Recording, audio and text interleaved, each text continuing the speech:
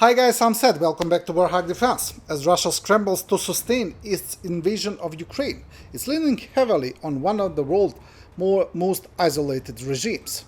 South Korean intelligence reveals that North Korea has shipped over 12 million artillery shells to Moscow, and now it's sending manpower. Thousands of North Korean troops and workers are on their way into Russian territory, exposing just how far Putin is willing to go and who he is willing to align with to keep his war alive. Over 12 million rounds of 152mm artillery shells are estimated to have been sent to Russia by North Korea for use in Ukraine, South Korean military intelligence reported. The figure was published by South Korean news agency Yonhap, citing a report by the South Korean Defense Intelligence Agency submitted to a lawmaker of the main opposition party. The report estimated that North Korea could have provided around 28,000 containers containing weapons and artillery shells to date. If calculated with 152mm single shells, the number of supplied shells is presumed to have reached more than 12 million. The DIA statement read, as cited by Yonhap. The report comes a day after the North Korean leader Kim Jong-un pledged to unconditionally support Russia's full-scale war against Ukraine in a meeting with Russian Foreign Minister Sergei Lavrov on July 12. With Russia's own domestic shell production not enough to keep up with its high rate of fire on the battlefield, Moscow turned to the isolated nation for major injection of ammunition, with the two countries signing a defense treaty in June 20. Over 20, the majority of artillery shells used by Russian forces in Ukraine were manufactured in North Korea, according to a joint investigation by Reuters and the Open Source Center. Pyongyang has also sent over 100 of its ballistic missiles to Russia, which are frequently used in strikes against Ukrainian cities. In a significant escalation, North Korea sent around 13,000 troops to Russia since October of last year, primarily to help retake Ukrainian occupied territory in Kursk Oblast.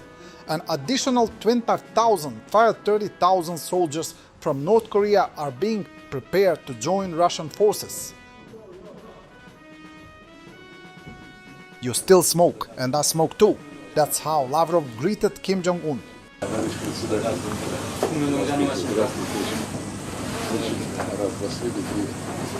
반갑습니다. 1년 만에 만납니다. Прошло год, когда мы встречались.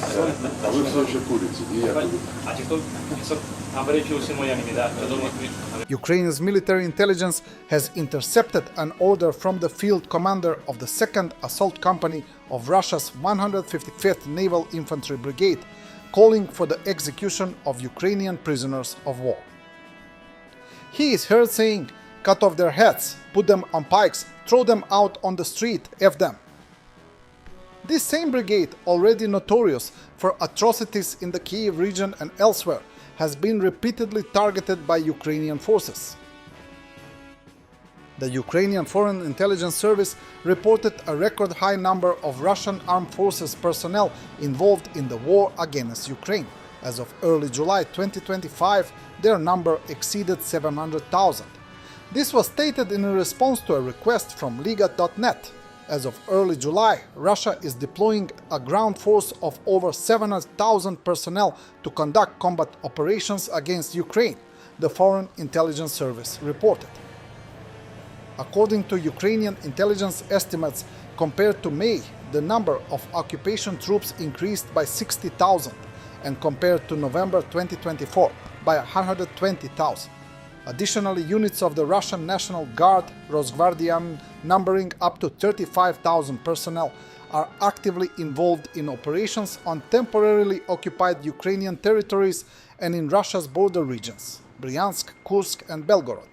Earlier in May 2025, Commander-in-Chief of the Ukrainian Armed Forces Oleksandr Syrsky reported 640,000 Russian military personnel on the front. In March, according to the defense intelligence of the Ministry of Defense, the number of Russian troops was 620,000. Thus, over the past 8 months, Russia has significantly strengthened its presence on the front, increasing offensive resources and the concentration of troops in key directions. Lviv suffered one of the largest drone attacks since the start of the Russian invasion last night. Residential buildings and cars were damaged, with many injured, including an 11-year-old boy. Russian terror on Ukrainian cities continues. The most strikes are on civilian targets.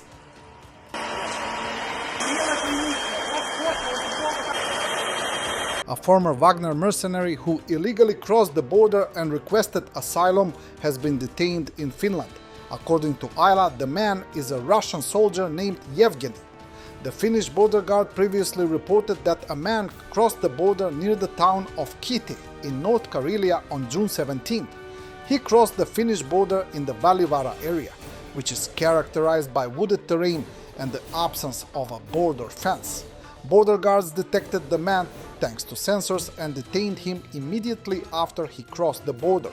Yevgeny has applied to the Finnish authorities for international protection and is currently in a temporary detention center. The Russian mercenary posted photos and videos on social media confirming his participation in the war against Ukraine.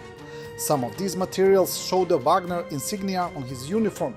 In an interview with Russian propaganda channels, he talked about the fighting in Ukraine and claimed that he voluntarily joined the Russian armed forces into it to underwent training with Wagner and took part in operations in Bakhmut.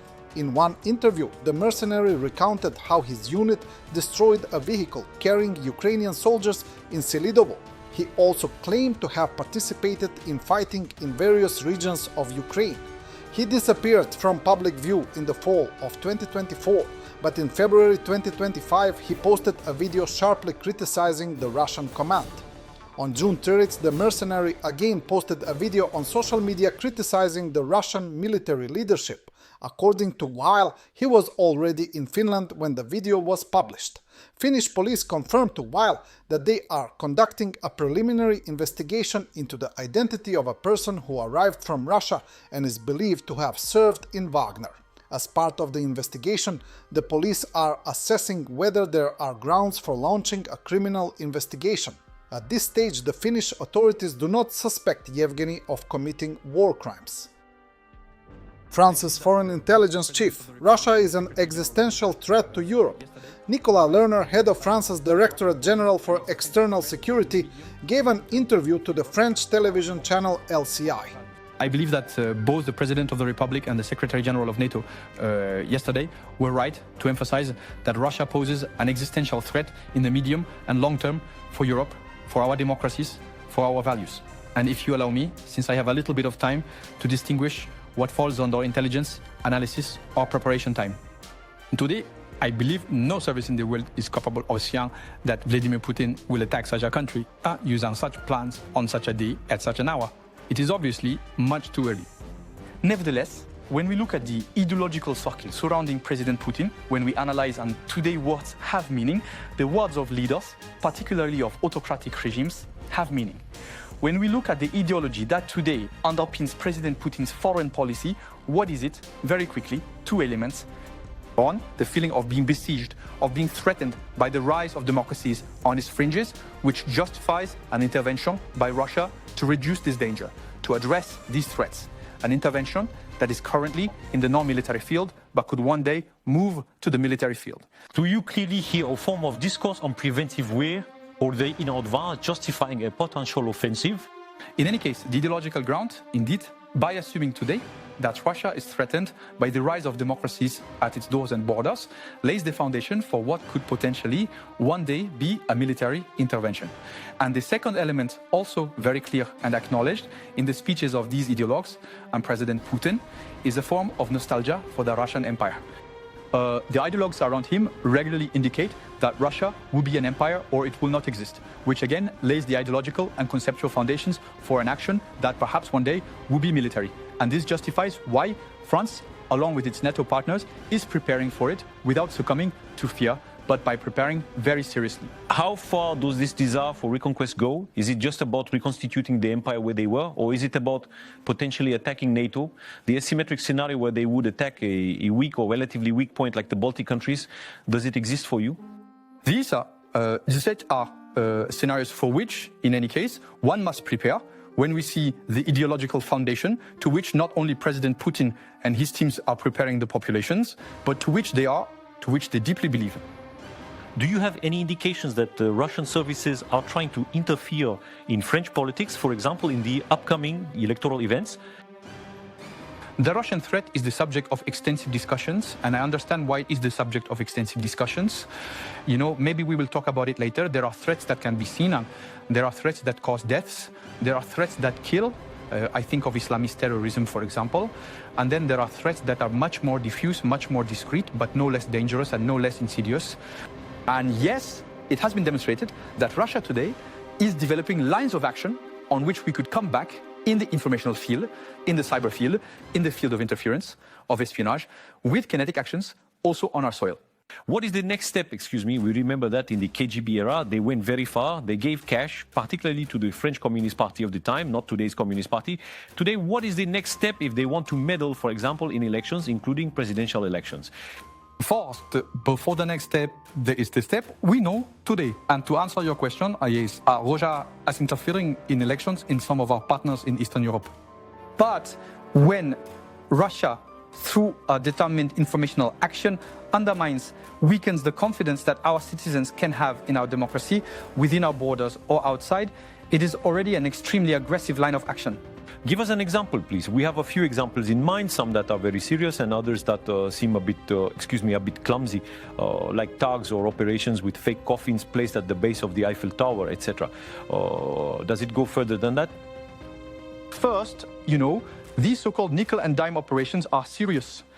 We have foreign intelligence services that pay agents to act on national territory, to set up operations completely fabricated and amplify them.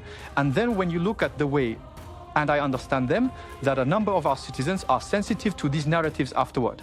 You know, for example, that a significant part of the French population thinks that France is militarily present in Ukraine because that is the narrative Russia is pushing. So it is indeed extremely serious. Thanks for watching, and don't forget to subscribe. Also, if you want to support Warthog Defense, please become our member and get early access to new videos, exclusive members-only videos, and become administrator in comment section. The membership link is in the description. Rescues every day. We had a guy last week at 6 rescues in 6 days. You know, he's doing the job every day.